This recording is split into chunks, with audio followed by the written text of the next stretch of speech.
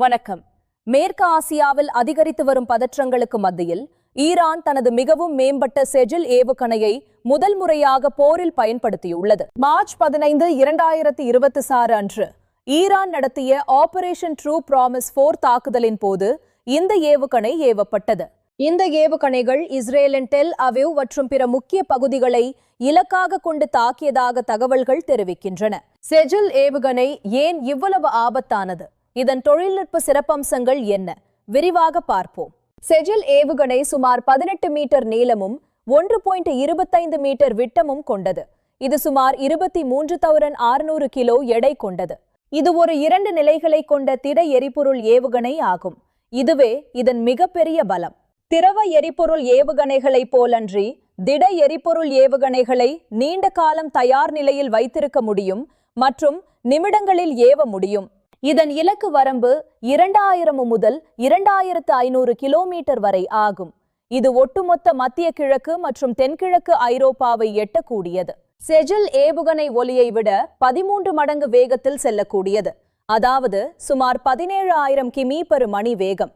இந்த அதிவேகத்தால் ஈரானின் மையப்பகுதியிலிருந்து ஏவப்பட்டால் வெறும் 7 நிமிடங்களில் இது இஸ்ரேலை சென்றடையும். இந்த ஏவுகணைக்கு நடனமாடும் ஏவுகணை என்ற ஒரு செல்ல பெயரும் உண்டு. அதன் காரணம் என்ன தெரியுமா? இது வான்வெளியில் தனது பாதையை மாற்றிக்கொள்ளும் திறன் கொண்டது.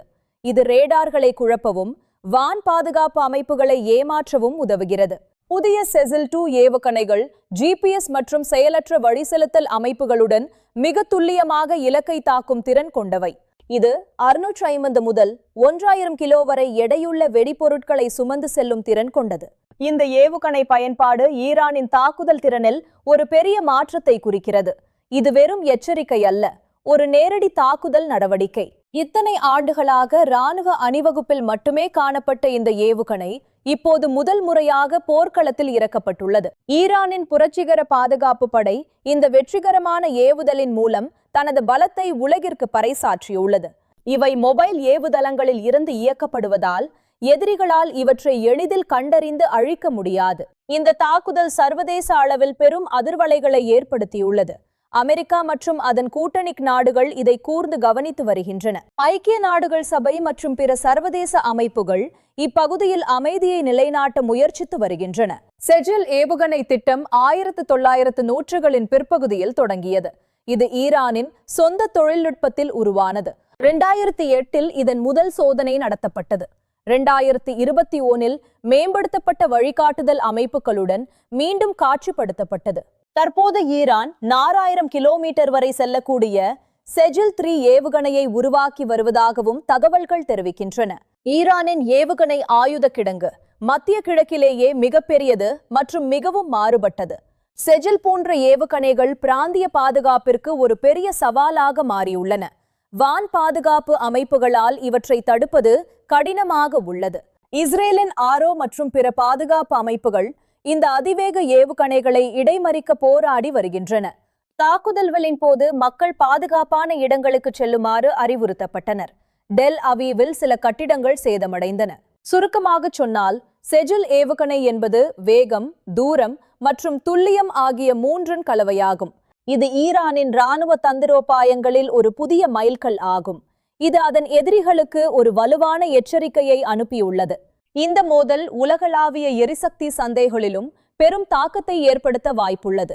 வரும் நாட்களில் இந்த நிலைமை மேலும் தீவிரமடையுமா அல்லது அமைதி திரும்புமா என்பதை பொறுத்திருந்துதான் பார்க்க வேண்டும்.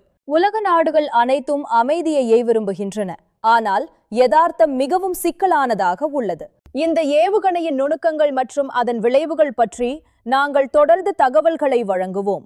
ஈரான் தனது செஜில் ஏவுகணையை போரில் பயன்படுத்தியது ஒரு வரலாற்று நிகழ்வாகும். இது பிராந்தியத்தின் அதிகார சமநிலையை மாற்றக்கூடும். ஏற்கனவே உள்ள ஏவுகணைகளுடன் இதுவும் இணைந்திருப்பது ஈரானின் தற்காப்பு திறனை பலப்படுத்துகிறது. உலகம் முழுவதும் உள்ள இராணுவ வல்லுநர்கள் இந்த ஏவுகணையின் செயல்பாட்டை உன்னிப்பாக கவனித்து வருகின்றனர். தொழில்நுட்ப முன்னேற்றங்கள் இராணுவ வலிமையை தருகின்றன, ஆனால் அவை பொறுப்புடனும் பயன்படுத்தப்பட வேண்டும். செஜில் ஏவுகணை ஈரானின் நவீன போர்க்கருவி. இது பற்றி மேலும் தெரிந்து கொள்ள எங்களுடன் இணைந்திருங்கள். இந்த செய்தி தொகுப்பை வழங்கியமைக்கு நன்றி. எங்களின் அடுத்த செய்திகளில் சந்திப்போம். வணக்கம், நன்றி. உண்மையான செய்திகளுக்கு உண்மையான AI உடன் இணைந்திருங்கள்.